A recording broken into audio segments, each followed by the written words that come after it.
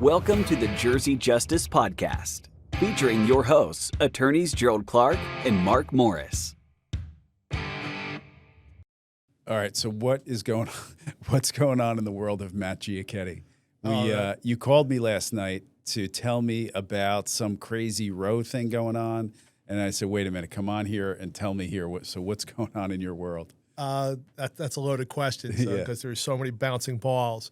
The thing I called you about yesterday was a doctor friend of mine trains world-class athletes, and right now she's in the midst of training these four gentlemen who are going to do a California to Kauai row in a 30-foot boat. They do 2 hours on, 2 sleep for 2 hours, 2 row, and they switch.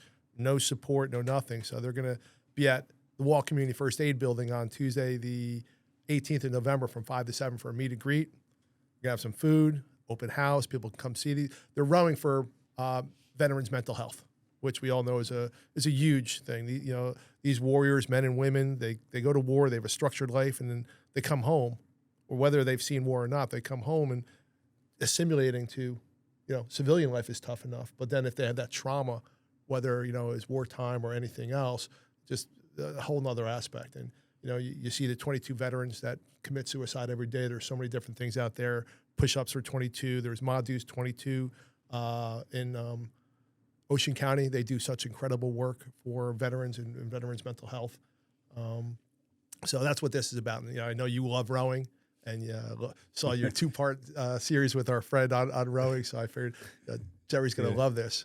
I just came back from court. I was in Hudson County today, and that's why I'm wearing my my monkey suit, as some call it. But just so some people have some background, Mark, did you know Matt before this? We, for about 2 minutes, talked right beforehand and connected on like 3 or 4 people we know mutually. But aside that, no. So when I went back lifeguarding, I don't know, 6-7 summers ago, on the beach, Matt was one of the first guys I introduced, and he was kind of on the older end, and he made me feel comfortable, was super welcoming to me, asked me about my background, and he's been a friend ever since. But not only a friend, he's also like a professional colleague. And one crazy save I was on maybe 2 or 3 summers ago, it was really a hairy save. It was a guy, and I think it was his girlfriend or wife was out there, and they were both struggling. And I don't know, he was probably, maybe 10 to 15 seconds away from going under. And so it was a sketchy thing. I swam out to him. I put on the fins. John Harold was next to me, young dude, good lifeguard. And they got pulled out in a rip, and I swam him out of the rip and brought him in. And the guy was like struggling, and he was like, I'm not going to make it. And I, sometimes when you go on, is it a good idea, Matt, on saves to like kind of, you ever see like an airplane where, the movie Airplane, Yep. Where they're sitting there and he's like, wait, miss, I'll handle this. And they slap him in the face. You know the scene I'm talking about? Sometimes you want to. Is that a thing in rescue and first responders? Because that's what I did to this guy. I was like, shut up. You're going to make it. Relax. But, and, sometimes you have to be that way. Not physically slapping them like, I don't know if it was Kareem or whoever. They took turns coming up and slapping the lady, Leslie Nielsen and all. Yeah. But, sometimes you have to be like, listen, we have this, right? Yeah. I've been in the water multiple times where I told them, my way or the highway. Be quiet. You're going to be safe. The more you struggle, the more you're going to put both of us in danger. So, right. No, you did the right thing. And I remember that rescue because I was the third person in. I was on the line, and John got the wife or girlfriend, and then you're over there, and you got this guy by yourself, no help. And I just remember you're like, hey, Matt, and I couldn't get across because the rip, so I had to run out, run down, run back in. I'm like, I'm getting old. And I helped you. You had a good handle on him. We brought him in, and he was just like, his heart rate was like 135. He was, kind of like semi-responsive, and he collapsed at the beach. Yeah. I kind of had him in one arm, but what my point is, as I'm coming in, I see Matt on the beach, and to see that, like, have that backup, is great. Is Matt a guard in Spring Lake? Ask as well? him. Ask him. Yeah. So give him get his background, hats. Mark. I was going to say, are you just sitting there on the beach? No. We were actually doing our rookie testing. So our chief implemented an incredible, we do about 80 hours of testing for our rookies. So that day was a 4-hour test where they have to have 10 stations 2 miles apart, and then they get a little rest and they come back another 10. So I was on station number 3, and we were probably like our third or fourth group into it. And I saw John run in. I'm like, so I'm peeking. I'm like, you guys are doing good. And then I saw I'm trying to remember, what was her name? His partner that day? Yeah, well, I was sitting with John. It was Emma Shaughnessy. So Emma ran down from about a quarter mile away. And then I see you go in. I'm like, I just told those guys, I'm like, whatever. And I go. And, that's just how this started the progression. So my main job at the beach is I'm the safety certification officer and one of the training officers. Okay. I'm on the PWC team. I really don't sit wood that much just because there's so many more talented and younger and in shape guys. What's and sitting girls. wood? What's that? Riding the pine. Riding the pine, sitting on the bench. No, what is it? I know what it is, but you got to tell a little. Sitting on the bench, sitting on You guarding. got to tell the 5 people that listen to this podcast. need to Awesome. I'm Tell glad I Jack got that Graham reach. like what it is now. Yeah. So sitting in wood, sitting on a lifeguard bench. We had like 100 people listen to the podcast, and then Jack Gramlich came on, and then somehow our subscribers dropped, and we only have 5 dropped. now. I thought it would multiplied. But just a nickname for us. In New Jersey, we generally have wooden stands. Some beaches might have some aluminum stands. Unlike your more full time around 365 where they have towers. So just. So wait, the aluminum stands. Can you tell? I mean, your background is EMT. You can give a little of your background as we go along here, but. What happened a few years ago when the lifeguard lost his life on the beach? She got electrocuted, and I heard there was something going on where they were sitting on aluminum stands. And what's the deal with that? So the investigation led to it wasn't the aluminum stand that caused it, or had a better result, not a better result, a worse result in his death. It was just his high point, because there was an electrical field around that the others that were close did get harmed. They didn't die, but it wasn't. The aluminum that was brought into it. At least that's what the investigation brought. It was just he was the highest point, and that's what got struck by lightning. Do they still have aluminum? They do. Many places do. Where was that? Where did that it was somewhere in Ocean County. I'm trying to remember Jersey. the name. Yeah, not more just south of Tom's River, I believe. Yeah. The sad thing on that was the first person who responded, the first responder, was his older brother, police officer. That's terrible. Yeah, you hear stories like that. I remember my dad was a police officer. This comes up too. There's like reoccurring things. And he responded to a call, and it was like his partner's brother was involved in like a fatal crash. Yeah, it's heavy stuff. Yeah. So, I love my time at the beach. It gets me out of the office. I get to train the younger guards. It keeps me in shape because I never want them saying, who's the fat old guy, training us. So every March I start watching my diet and doing more exercise. But I enjoy it. I get to pass on my knowledge to these great men and women athletes, lifesavers that watch our shores. And, it's important because without the lifeguards, we can't have beaches. And without beaches, we can't have tourism dollars. So it's a big circle that, just like they said in that movie, it's a circle, not a square. And if there's any link missing, somebody gets hurt. So tell us about your background, what you do, because what I want to talk about is this whole thing with first responders. I want to get into that. Apparently there's some laws or something that says first responders get certain benefits under the law, first responders being like police, firemen, that kind of thing. But for some reason, lifeguards aren't considered first responders. So I want to hear all about that. But tell us about your background, what you do. I know you said you're the training officer in Spring Lake, but you also do other trainings for corporations, and you're also on, I think you serve in the Neptune and Wall first aid divisions. And so a little over 30 years ago, I started a company called LifeForce USA. I did it by accident. By education, I'm an accountant. I have a master's in finance. And I got laid off. I didn't want to move to Memphis. My dentist asked me to teach him CPR because his insurance company wanted him to have it. He was my brother's roommate in college, so we knew each other. And at the time, I was teaching part-time at Mercer County College and Princeton University. I was teaching actually lifeguard training in their phys ed classes. So I borrowed the equipment. I trained him. The trade-off was he made me a couple mouthpieces because I broke my face. I was a goalkeeper in college. So a collision broke my jaw and some other bones. So he made me some mouthpieces for TMJ, and I trained his staff. That's a good barter system. So I spent the rest of the summer lifeguarding between the beach and pool. A friend of mine, I was living in Mercer County at the time, and a friend of mine ran a bunch of condos and just lifeguarding, and he told other dentists about me. So, I'm getting phone calls before cell phones, or the cell phones were like huge, from Saved by the Bell. So 3 other dentists in the next couple of weeks offered me $500 to come train their staff. Great. I'm laid off. I'm like, using my 401k, my benefits. What are you training him in exactly? CPR. Okay. So insurance companies wanted dentists, whether they do just local anesthesia or general anesthesia, to start having, cardiovascular resuscitation training. So I went and trained them. I was like, I'm going to incorporate. So I chose a name. It took me a couple of rounds. I did it over the phone.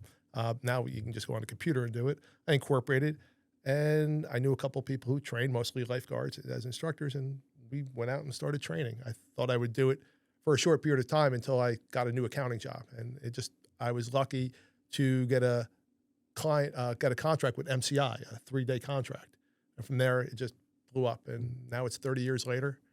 I have a great staff that makes the company look great. They go out and do the training. I'm usually behind on the phone and, a traffic manager and, booking the clients, but I have great people that work for me. How big's your company? We have 24 full and part-time people, like 4 full-time. But as an American Heart Training Center and an HSI Training Center, we have instructors that come to us. So we make them instructors. So we have about over 1,000 instructors that report to our company. Wow. And you guys have a facility? Do you go out and train at other facilities? We go out we have a training center in Neptune on Route 66. When I had kids, my wife is coming home from work and she's taking care of the kids and I'm still at work. So we actually turned our garage into an office. So I work remotely. And if we have to do any public training, we have our training center. We do it at community colleges throughout New Jersey. But we mostly take care of a lot of OSHA regulations. OSHA will say that you have to have a group trained in CPR and first aid if you do not have a response team, being EMS, within 3 to 5 minutes, or you don't have medical staff on your staff at work. So, MCI turned into Pfizer, turned into New Jersey Transit. We have 3 IVs under us that we've either trained them to be instructors and put their AED programs in place, or we still do training to this day. And but the meat and potatoes, that mom and pop store, that dentist down the street, that there still are, because they pay me on time. What how about geographically? I mean, where are you doing this? Do you do it internationally at some parts or two and stuff? So I do have international training centers that report to me through what's called HSI, the Health and Safety Institute. Yeah. So I have a lot of lifeguard agencies overseas. I have in Dubai, I have in the Far East, I have several in Hawaii. But most of it, our training that we do is mostly from, I'd say our northernmost is Massachusetts down to the Carolinas, actually to Georgia. We have a client that we do training specifically for. So I was at church one day, and this was probably like 8-9 years ago, and a friend of mine, I was just standing in the back, and a friend of mine, she came up to me, she says, like, Jerry, he needs help. Her husband needs help, and he was sitting on the church steps and just kind of slumped down, medical emergency, passed out. And I had just taken a CPR class that within the last 6 months. And I brought him down, I lied him down, I did the, checked his airway, breathing, circulation, this kind of thing, and he wasn't breathing. And I gave him 2 breaths, and then he went, and he breathed again, and it was kind of crazy. I was really shooken up by that. But talk a little bit about, is it only professionals that you recommend get this kind of training, number one? And then number 2, talk about these medical emergencies. I was super shooken up for 2 or 3 days. But to you, does it become old hat? Do you get used to it after a while? And so I'll take the first question. Everybody should know this. Right. There are states that have in their education rules, guidelines, that you have to be certified before you can graduate. New Jersey doesn't have that. New Jersey says you have to be trained. So trained can be one teacher, not certified as an instructor, have some equipment, and the kids get to touch it, following a video. It's still something, because when you're talking about certification versus training, you're talking about money, number of instructors to number of students versus amount of equipment. So, New Jersey, we're taxed through the wazoo, and it's, the money for education is stretched. So at least there's something. So a lot of people are afraid of, I'm going to get sued. There's Good Samaritan laws in every state. And just so what we're talking about responding is being tell us what we're talking about physically, CPR and all. So if the 2 biggest things people are afraid of when they respond doing CPR or first aid or any kind of help is, will I get sued and am I going to catch somebody's disease? Or should I just walk away? Should I turn, ignore it? So getting sued, every state has a Good Samaritan law. When these AEDs, which is an automated external defibrillator, written on a 4th grade level, so it's very simple for people to be trained in and to use. They're in public spaces. Can you grab the one in the such as in the kitchen? Malls, airports, movie theaters. This law firm, they're so simple to use. When New Jersey wrote their law, they put the Good Samaritan law into it. Some states did not have the Good Samaritan law. The Good Samaritan law states that you will be protected if you act in time of injury or illness. You're acting in good faith, which means you're not expecting compensation, and you do not do any complications due to negligence. Means if we do CPR, we're going to break a rib. Our bodies aren't made to be pressed at least 2 inches. So if we're doing it properly, that's complication. If people start dropping to people's elbow, okay, or they punch him in the chest like we saw Hawkeye do, Yeah. I don't know about, don't let the bastard win, right? Hawkeye would always get. That's not a guideline we're able to do. That's not something that the American Heart Association every 5 years, which just happened 2 weeks ago, comes out with new guidelines saying this is how we should perform CPR. So people will be protected as long as, again, they do not, perform complication due to negligence, but they do it properly. So they're afraid of that. And again, there's that Good Samaritan law. The other thing they're afraid of is catching a disease. And you know my motto, Jared. I've had the wonderful opportunity not only to become a friend of Jerry, safety but first. Exactly, be a colleague of his, and I provide the training for the Beach Patrol on first aid, CPR. I get involved in the water rescues. So I have a couple mottos that people have come back and told me year after year. One's called "No glove, no love." So if you don't have gloves on, the American Heart Association created about 20 years ago. If I'm afraid to catch a disease, I'm afraid to put my mouth on this person who doesn't live in my home, I can go to the chest and do compressions only. It might not be the best help, but it can't hurt them.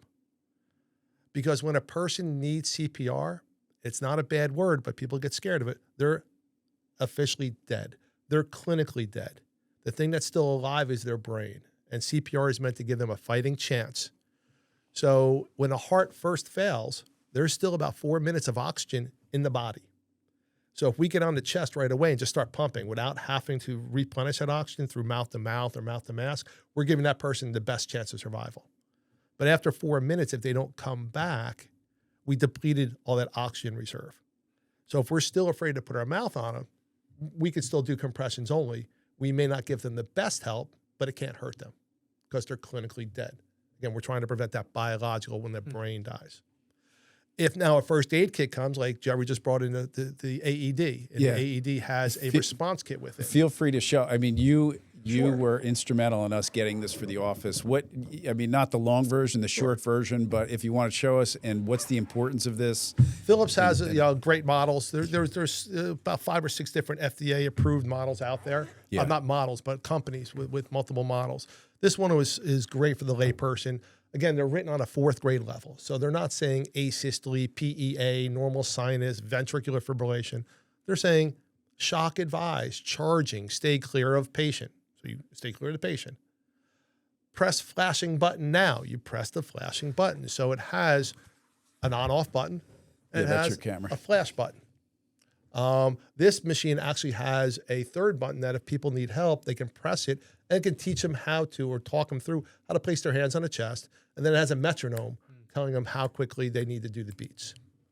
And every AED, some come standard, some you might have to purchase it separately, comes with a response kit that has, here's my pocket mask. So my full motto is no glove, or is it no glove, no love, no mask, no task. So I'm not going to put my mouth on you unless you live in my house if I don't have a pocket mask, and I'm not going to touch bodily fluids if I don't have gloves. They come with a pair of shears that cuts through clothing, cuts through undergarments. And then this little thing, it's kind of hard to see. There's a razor in here just to get any gross contaminant of hair. So we've been on the beach before. We've seen those people like, why are they wearing a sweater? It's middle of July. They're not wearing a sweater. Yeah. So those are the people I'm one of those guys. Those are the people we may have to get that hair off. And there's several ways. If you have an extra set of pads, never use the pads that are plugged in, you can use these to do a Kelly Clarkson, rip the hair off. or you can use a razor to just do a quick shave to get the pads on. This should be everywhere. I know there's a cost, and people look at the cost of this. So anytime somebody asks me to give them a quote, I also give them an 8-year cost analysis. So what that 8 years is, that's how long the industry warranty is. So if your AED breaks 7 years and 360 days, you're going to get a new one. If it's 8 year and 1 day, you got a paperweight. So I give them not only what the cost is now, but what the cost is over that life, because some AEDs, the pads are more expensive, the batteries may be more expensive or less expensive. But the biggest thing people don't realize is what it does for their workplace. So I have a client in New York, and they called me up many years ago. We want to put AEDs in. I'm like, what changed your mind? One of our CEOs, his friend, had a cardiac arrest, and the guy owns another company. And due to the congestion in New York, it took a while for them to get to him. So the longer it takes for somebody to provide help, especially in a major medical emergency, the longer it may take for that person to recover if they do survive. So the survivability aspect goes down, and the recovery. So let's say, here, right? Let's say you're the sole attorney here. Something happens to you. You're out 5 months. Who's taking your place? Mark. Okay. Let's say Mark wasn't here. Okay. But or Mark is here. Now Mark's client load just doubled. Mark's hair is falling out. Mark's got stress. Yeah. And you're not bringing in your billables like you used to bring in. Well, except he's got Stephanie right with him. So, Okay. so he's good. I didn't know the whole line. No, I get it. It's more hypothetical. We're covered now. But, that's what people don't realize. It's the benefit to reduce that long-term disability, having that sole or main breadwinner of the company out for a long period of time, or having to replace them with temporary work. So there's such benefits to having that response team at a corporation, whether it be a small, regional office like this, or you're talking a Fortune 5. Yeah, we do the same breakdown with our cases and stuff. Remember the backup alarm? You did the cost benefit of that. You're like, this was a, say, $18 million project, and it would have cost $70 to put a backup alarm on this truck that ran a guy over. So yeah, you go through and do the cost benefit on that. I'm sure you got a penny pinching accountant. That's what my job was before I started the company. And they'll be like, no, we can't spend money. You're out. You did your budget for the year. Yeah, I remember we did that training. What was it, like a few months ago? Yeah, Vincent. Yeah, that came out and did it, and everyone was kind of like pumped about it. Like at first you're like, oh yeah, I'll take this one, and then you're doing it, and you're like, oh yeah, this is a really useful skill, because again, we don't know each other too much, but I lifeguarded for like 10 years or so, and grew up. My dad was first responder and all that, so we had kits like this all over the house, and I remember. It's not worth telling the story, but a kid fell out of a tree in my yard, and my dad comes out. He's like, sharp pain or dull ache, and we were like kids. And he's like, I landed on my lemon. We were like, what? This kid had a lemon in his pocket. But my dad's diagnosing it as a sharp pain or dull ache. So we always had this thing. I forget where I was going with that, but like it was really helpful to do that training and get refreshed on it, because you just never know, like that this stuff does come up. And you just probably get the refreshing, Yeah. So as professional rescuers, which Jerry is, you used to be. We have to be recertified every 2 years. In EMS world, we go through competencies. We go through competencies, every month for different skills, even if we're doing them every day. Whether we're checking a glucose level, blood glucose level, we're putting airways in or whatever, we have to go through competencies just to make sure that we're staying strong in our skills and, being mission ready. So to come to your point, when you were scared, you've been a lifeguard for many, many years. I've seen you in action. You're great. But doing CPR is not in your wheelhouse. Yeah. So even though it's in my wheelhouse, it doesn't mean people in my industry don't get bothered. We just might not get bothered right in that time. There's been a lot of things that I've not had trouble sleeping at night. And the things that make me have trouble sleeping at night is the emotional part of it. Seeing a widow, just made a widow, crying and smacking their husband. We've had plans. That's what they would say. Had it happen on Route 34 in the middle of the night about 15 years ago. And we're all sitting there, myself. I wasn't the captain at the time. The captain was with me. A couple of police officers. We're rubbing our eyes like, oh, like nothing with working him. And he was dead and we're doing our job. But when the wife came and the daughter came and she knelt down and she looked at him for about 30 seconds and she just smacked him. I guess he was supposed to retire and they were supposed to, go away. And Was it a car accident or something? No, he had cardiac arrest. He was remember it's now New Jersey Task Force 1? Yeah. It used to be a distillery, or not a distillery, but where they sell beer out. Not sell beer, but Like a distributor? Distributor, thank you. It was the distributor, and I guess he was the traffic manager. He was the first person in, and somebody came in about an hour later and found him. Wow. So Jerry had brought up the Good Samaritan laws, though, that you talked a little bit about. I remember from law school a little bit about it. They give the example, if you walk by, assuming you're not a lifeguard, you're not contracted to provide safety, you see someone drowning, calling for help, you don't, under the law, necessarily have an obligation to act, which is, again, you got to, I guess, make these policy decisions. But if you do, my understanding was always you have to act like reasonably, and then administering help, like you said, just don't be negligent. So the law is going to say you can't leave. Once you stop, you can't leave. Okay. If it's unsafe for you, and that's the other thing we teach about. One of the first things is like, who's number one? People are like, you are. I'm like, oh, thanks. And at home, I'm number 6 because I got a wife, children, a couple dogs. But we're number 1 to themselves, even as a professional rescuer. And always use the airplane, instructions as an example. Who does the oxygen go on first? You or grandma, you or your child. It's always you, because you have to be able to protect yourself in order to protect somebody else. So as that lay person, they should never go beyond the scope of their training. Nobody should. Even a professional rescuer should never go beyond the scope of their training. As lifeguards, we have inherent risks, right? As firefighters, police officers, EMTs, we have inherent risks. We understand those inherent risks. But that doesn't mean we are expecting to give our life. So that's where training comes into play.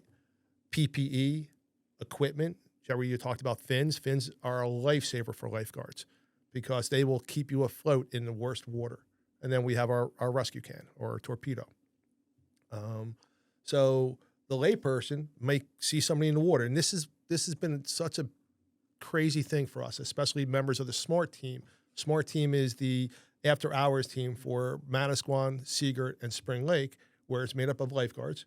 We get a beep on our phone from the county, and we're told where to go, and we respond. And we respond with fins, a torp, and that's it. And we go into the water. We try to do it more as a team. We'll have somebody down there running incident command, such as Jack. He's the leader of the Spring Lake SMART team. We have Tim Harmon in Seagirt, and we have Andy Mills, who runs it in Manasquan. And one of them, or if I'm there because I have my chief's truck, and one of us can run the scene, and the rest are going to get in the water. But where we get in trouble is somebody else entering the water who doesn't have that training, doesn't have that capability to swim, doesn't have the fins to go help somebody else. And now we don't have one victim, we have multiple victims. So the best thing a person can do is, 1, start the chain of survival. And that is recognizing that I can't fix you with a Band-Aid or ice pack. Let's call 911. And depending on what it is and what information I give will depend on who 911 sends. Police, fire, EMS, SMART team. If it's safe for you, you can now approach the victim. Even if you don't have gloves on, you getting information, you finding out that person's name, you telling me that, hey, when I first met them, they could answer all my questions, but right before you got here, they started not understanding me. So now I know that, okay, this person has some type of perfusion problem. They're not getting oxygen to their brain, whether it be bleeding, whether it be some type of respiratory problem. It could be so many different things why they're hypoxic, which is a fancy word for not getting oxygen to the brain. And that gives me a better understanding. And information is gold, because it's information we have to pass on to higher medical training. I'm BLS, basic life support. There are certain things that we can do, certain drugs that we can push through standing orders. But then there's advanced life support. Advanced life support are known as paramedics. They come for immediate life threats. Somebody having a heart attack, I can't fix that in the field. They can give drugs, they can put on a monitor to see what's going on and help this person better. We're still involved. We still have to transport with them. We still assist with their with whatever they need. But now they took over primary care. And then it's the passing on to the hospital. So when we go in, like I just got off of duty. My last patient was somebody just had a problem with a mechanical problem. But when we were there, a cardiac arrest was coming in. So you see the medical team gathering in the hallway of the triage area. The rig comes from the different town with the paramedics, and they're all working. They're doing CPR while they're moving the person out of the rig. So it's a crazy scene. But getting everybody prepared for it and passing on that information. The doctor was out in the bay asking the one medic, okay, how long were they down? How many shocks were given? How many no shocks were given? How many times did you push epi or sodium bicarbonate or whatever cardiac drug they'll push depending on the situation? And all that information allows that doctor to determine what interventions they're going to do and how long they're going to do their interventions before they possibly may call the code. So when you're in the middle of something like that, what you just described there, like, do you get nervous? Do you get the shakes? Do you get sweaty? Or it's just old hat I think it's old hat. And those who've been doing it, I'm not going to sit here and say I'm anything special. You focus on the job. Afterwards you may think about it, especially if you have that, like they were so young.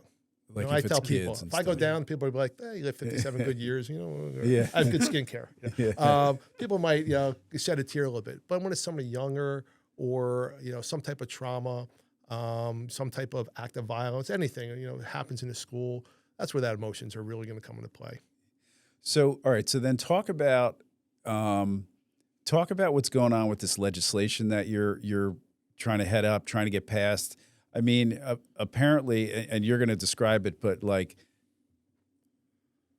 lifeguards are not considered first responders, which just seems, bananas to me because like we're, more first responders than anyone. We get there, before the first aid does. I say lifeguards are first responders, and the only PPE we have is white stuff on our nose and SPF 50. Yeah. All we have. So this goes back to the first year of the pandemic. It's early 2021. So 90% of my life, I'm a first responder. I'm the captain of Wall Community First Aid, which is one of the 2 volunteer agencies in Wall, and I also ride for Neptune EMS. So as a registered EMT in the state of New Jersey, I'm a first responder, what the federal government calls emergency response providers. That is the federal or the proper name for first responder. So first responder could be a lot of people, a lot of What does it matter if you're called that or not? You'll get to it. I'll get that in 1 second. Just tell me to shut up. No, just don't. Yeah. So a first responder could be, grandma walking down the street. She sees something happen. She recognizes that we need help, and she calls 911. And if she decides to act by giving somebody a Band-Aid, holding a little pressure, that's a first responder, right? They were the first person to respond to a scene. That can also mean, again, police, fire, EMS. So in the federal definition, police, fire, and EMS, along with emergency medical dispatchers, they were added in 2020. And that's what gave me the idea. I said, if emergency medical dispatchers could be added, why can't lifeguards? They have such an incredibly hard job, especially psychological. They may not have patient physical contact, but they have patient contact. They're the first person who has patient contact in most emergencies, okay, especially all 911 calls. And the psychological crap that they go through on a daily basis, I just couldn't imagine. I mean, we've had at the beach, 16, 17-year-old kids giving CPR to people, lifeguards at the beach. Yep. I mean, even while you're talking, have a memory of a mom being like, I can't find my kid. And you just hear, where were they last seen? Down by the water. And you're like, you just get that, oh my gosh. So last year, 2024, when we had somebody go out, and the guy, unfortunately, he had a sudden cardiac arrest and he was dead before he hit the water. Great response. We had 2 of our young EMTs, 2 of our young sergeants, and a few others get right on him. Gave him the best chance he could to survive. Afterwards, myself and a few other leaders on the beach spoke to them. And we kept tabs on them. And that's really important afterwards, because you may not think about it today, tomorrow, but it could be 30 days from now that something triggers it. And you're like, oh my God, did I really do that? Did the real person really die? I never saw a dead person before. So the mental health aspect of EMS and police and military we were talking about with the For the Brave is, I'm so happy that it's come to the forefront. Because when we were younger, it was suck it up, buttercup. There's no crying in baseball, all that stuff, that if you showed emotions, you were a wimp. And sometimes it's harder for the older generation to show that, just because they remember, those name calls or being called a sissy or something, which now it's so important to talk. And, there are so many resources out there. Like in Neptune, we have peer support groups and what's called MHRO, which is a mental health resource officer. I'm trained in it, where we're not counselors, but we're trained to recognize, we're trained to give that support to our peers and say, hey, you know something? I think they need more help. Let's get them more help.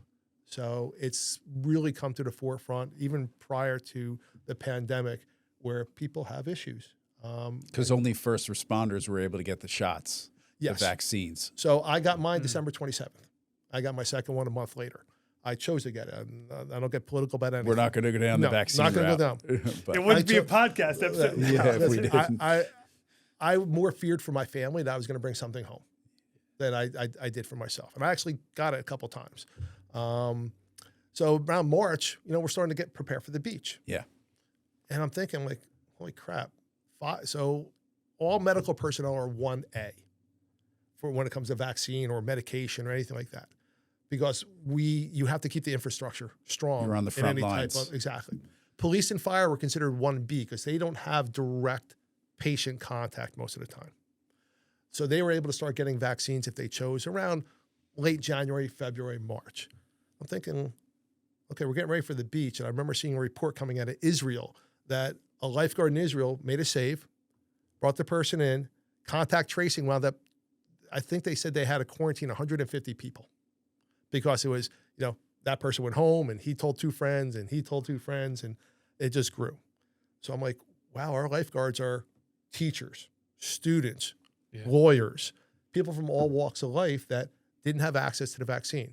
So I called a few chiefs. I said, hey, what can we do? So Tim Harmon, he has great contacts in the county.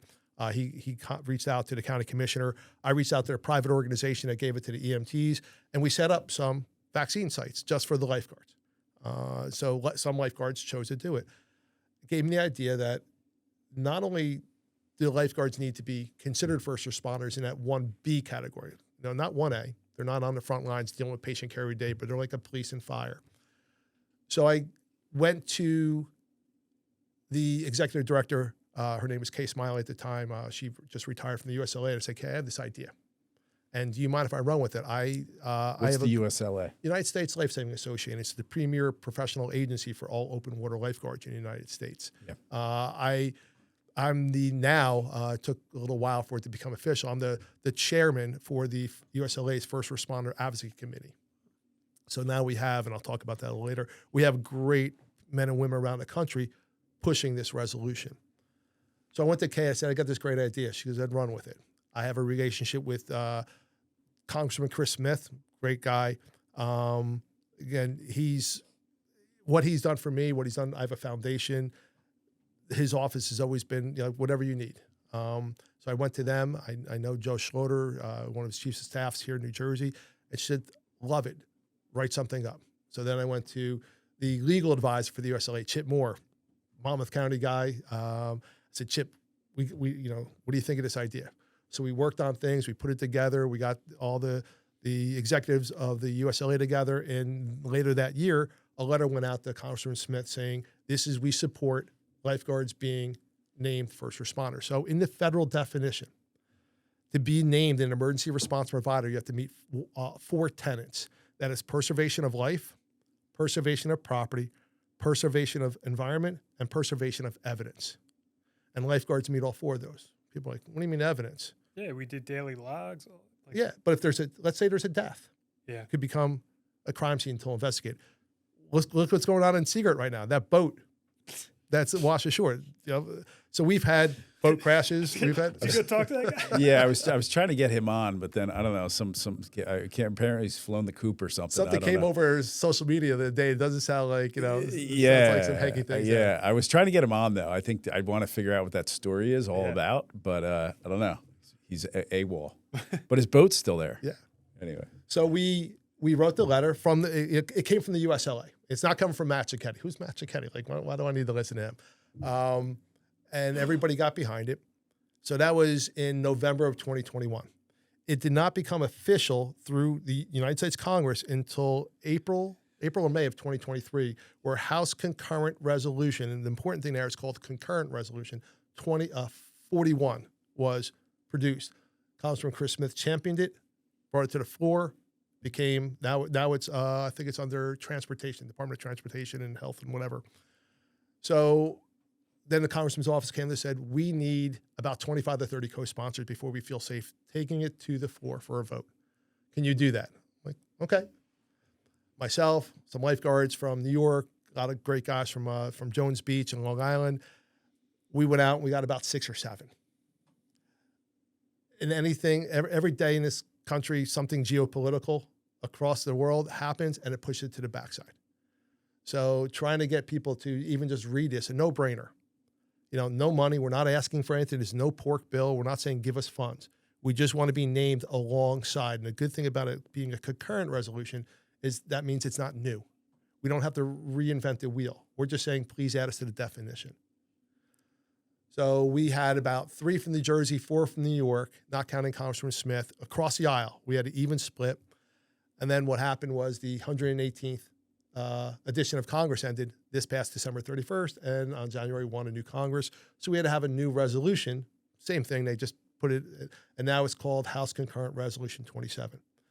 Since then, we've picked up a lot of steam. It's passed New York and New Jersey. We have a congressman from California, one from Florida, one from North Carolina, one from Virginia. And we have people, beating the drums in every state that either has a river, a lake, or an ocean, trying to get their congressional leaders.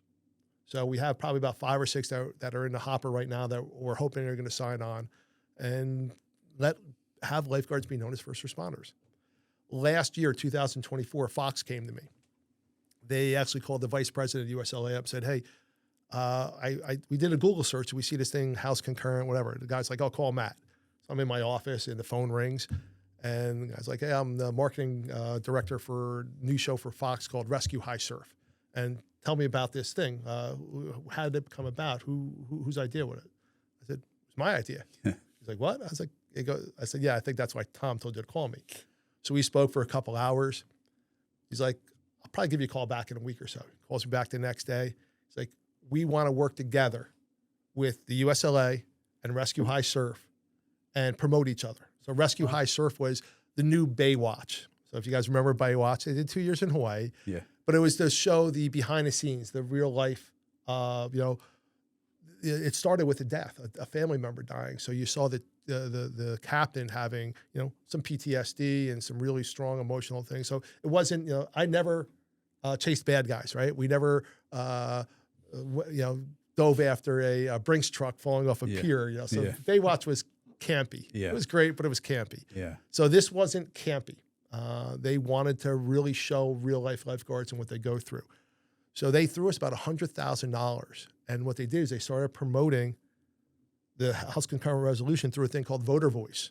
So Voter Voice was a digital platform where no matter where you are, either through a link or we had special events. We had one in Manasquan, we had one in California, we had one in Seaside, where they gave us these volunteers with iPads, and people can 30 seconds say, I believe in this. And even if that person was from like Utah and they were doing it here in New Jersey, the congressional leaders in their district, as well as their state senators, would get the email stating that this person is in favor of House Concurrent Resolution, at the time 41. So it was great. We had thousands of people in New Jersey and California and all the other states. We were able to see the figures. And the show started. Fox pulled the money around November, so the Voter Voice, but we were able to use it for what it was. Yeah. And then, unfortunately, they canceled the show after one season. I liked it, so it's not coming back. I was out in Kauai last November, and I had a Rescue High Surf hat on. I was in one of the bars in Haleiwa. And people were like, looking at him like, who's this guy? Right? He's got a Rescue High. Is he an actor? Yeah. Yeah, you doing? I didn't say anything. Like, I'm the money guy. Exactly. I'm the producer. Like, am I going to get a free burger or a beer? What's going on? Yeah. But so we've had our ebbs and flows, right? I did about 6 interviews with Fox affiliates throughout the country: Seattle, LA, Philadelphia, New York, and every one of them, when they asked, what do you mean you're not first responders? Yeah, I thought you were. Yeah. I'm like, we are, but we're not recognized. Yeah. And that's what this whole thing's about, getting the recognition. So what it'll do for us, and it's the question you asked me earlier. Yeah. The first part was my original idea was to make us 1B.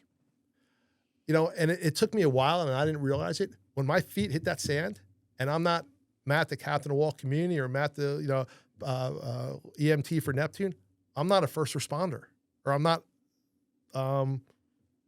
don't have that recognition as a first responder. So as a lifeguard, even though one of my jobs is to be an EMT or be in charge of the EMTs as well as training, I'm not recognized. So God forbid Matt drops on the beach, I'm not protected under that first responder status. Now, the New Jersey JIF, I believe, has LODD in it, but not every state does. So that line of duty death benefits, that's what LODD is very, very important for families, right? Whether it be, we had Norman and Keith. It was, can I say names? Sure. Okay. The young man who died from the lightning strike. His name was Right. Keith DePinto. Right. So Keith, and then Norman, I'm having a brain on his last name, but we had 2 deaths that year. Yeah. Yep. 2 weeks apart. One was during training rowing, and one was the lightning strike. So I don't know if they got line of duty Right. death benefits, but this would make it easier. And in California, you had Ben Carson, tell that, Yeah. So, there's the whole movement. I got to meet his parents last week or 2 weeks ago in Idaho.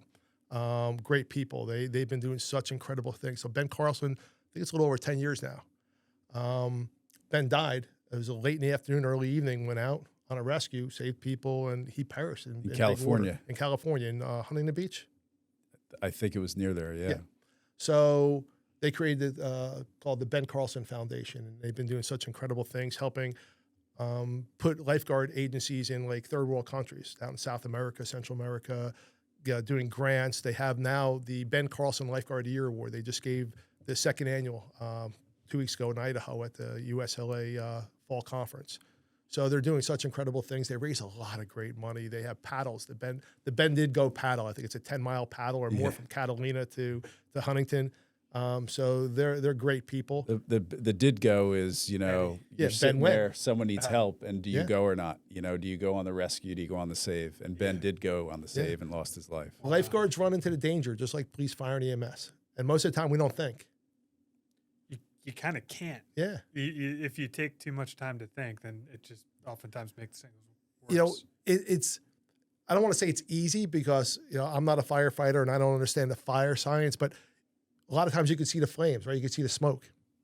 With us, we may be able to see waves. We can see rips, but we can't see what's going on underneath. Right.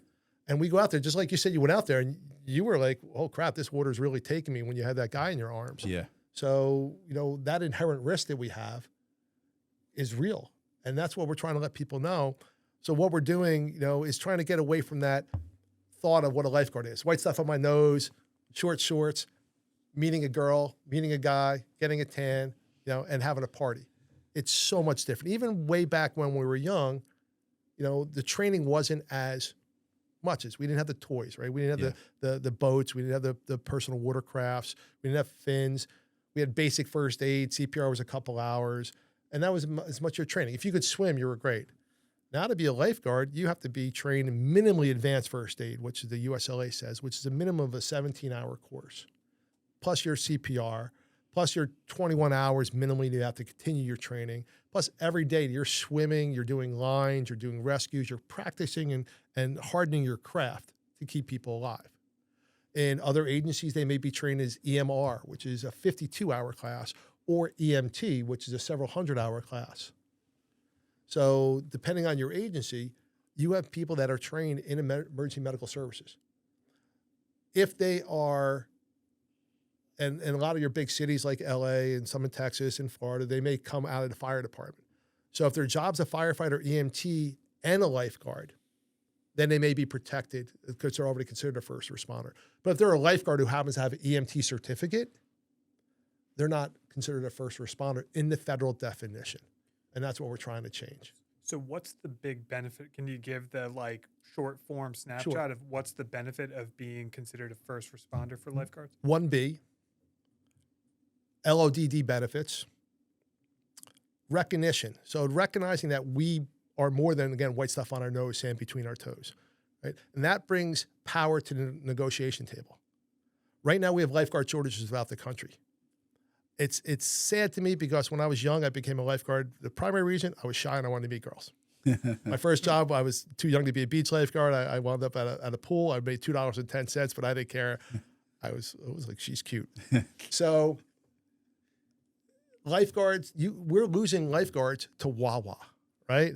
We're losing lifeguards to fast food places because they're paying more money. And with the cost of college and the cost of getting a car and everything, yeah, I can go get paid to work out and sit in the sun, but I can get paid more to make sandwiches behind a counter. And you're seeing more and more people do that. So to pay a person who puts their life on the line $15, $16, it's not that great. Okay. And we see it's not just a summer job anymore. Even though for us we're seasonal, it's a life job, right? How many years have you been doing it? I don't know. A long time, right? And we see more and more of that. Our school teachers come back. Our officers are mostly school teachers because they have summers off and they're used to, I don't want to say controlling, but they're used to commanding a classroom and working with young people. So to make that money is kind of sad where you're getting more money, but it's driven by, we're the only state that has it, beach badge sales, right? Oh, God. Revenue driven. That'll be part 2, man. Exactly. Yeah. And the other thing that get is anytime somebody assaults a first responder, it's a crime, but not if you assault a lifeguard. Aggravated assault. Exactly. So by us not being considered a first responders, we don't have that luxury. Somebody does assault us. It doesn't happen every day, just like lifeguards aren't dying every day. And that caused, that's what took almost 2 years for Congressman Smith to finally push it through the Congress. I had some very lovely, heated conversations with labor or union leaders of our police departments here in the state of New Jersey, saying that we were going to take money from their line of duty death benefits and everything, all their purses. And until finally we had, I can't say who, but it was somebody high up in in judiciary in the United States, said that there's such a surplus, and it grows every day because it's not, even police officers and firefighters aren't dying every day. That naming lifeguards as emergency response providers is not going to harm, touch, or anything to those first responders and their families. And with Ben Carlson, again, I don't want to speak out of line, but this is what I've heard, and I did not ask the family directly. I believe they did not get benefits, and they basically kind of gave up. You lose your son, you're destroyed, right? But they took that and they created that foundation, which does such incredible things.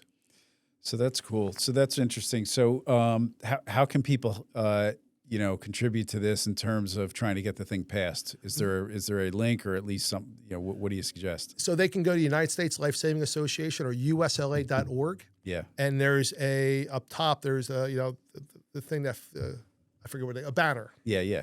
And one of them is about House Concurrent Resolution, or I think we call it Lifeguards as First Responders. And click on there, and there's links to the resolution itself, what it says. There's links and ways for them to contact their congressional leader's office. So we made it as simple as possible. If they click on it, they'll get their congressional leader's phone number, email address, and then contact them. We believe in this.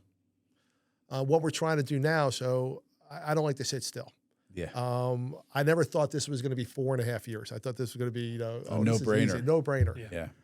So what I did earlier this spring is I went to a friend of mine's. It was the mayor of Homedale, and we went to grad school together. We've been friends ever since. I said, who can I go to in the state legislature that's a first responder guy? And he said, Senator Vin Gopal, or Gopal. And, this is coming from a Republican telling me to contact a Democrat. I don't get political. Nobody knows which way I lean. Yeah. And this is a bipartisan thing. So I contacted his office, spoke to his chief, and this month they're supposed to be submitting a very similar resolution to the state legislature. So my hopes is if it gets through the legislature in New Jersey, because my cohorts in New York are trying to do the same thing, then we'll have a domino effect. Maybe other states can follow. Right. And then the federal government will be like, okay, let's do this. Just like the Good Samaritan law had states have it in their, as a law, but states that didn't, the federal law covers them. So whoever does it first, we're going to be protected. That's awesome. Monmouth County recognized us. So this past summer, they gave us a proclamation recognizing open water lifeguards in Monmouth County as emergency response providers. So that was Mr. Tom Arnone, who's the county commissioner, as well as Nick DeRocco, and I apologize if I'm forgetting other people on the council there, but they were wonderful, and so we're just pushing. That's awesome. So, all right, cool. So, and your company's LifeForce USA. LifeForce USA. You got a website. We'll put it in the show notes for you. LifeForceUSAinc.com. Yeah. We do everything from basic life support, which is layperson CPR, through professional CPR, first aid, all the way through EMT courses. We teach tactical emergency courses to police, to tactical medics. I'm a tactical medic. What that means is I'm on an active shooter response team. We embed with PD and we go into violent situations. We train at least once to twice a month. So we do all these trainings. We teach doctors and nurses how to run codes. It's called advanced life support. So again, everything I did as a kid, we do self-defense training. I actually have, for all the ladies out there, Monday, November 24th at 6:30 to 9:30 at the Wall Municipal Complex, free women's self-defense class. You actually get to come in, learn cheap, dirty ways to get away, and you get to do the skills of myself and my staff. Wow. That's awesome, Matt. Thanks. And you also helped us get the AED here in the office and trained our staff in case, something like that happens. Hopefully you never have to use this. I want to see this have dust on it. Exactly. So, all right, Matt, thanks a lot. Awesome. Thanks for coming out and Thank you, explaining all this. And thanks for all your advocacy on behalf of first responders and lifeguards. Appreciate it. Thank you, All right, guys. Take it easy.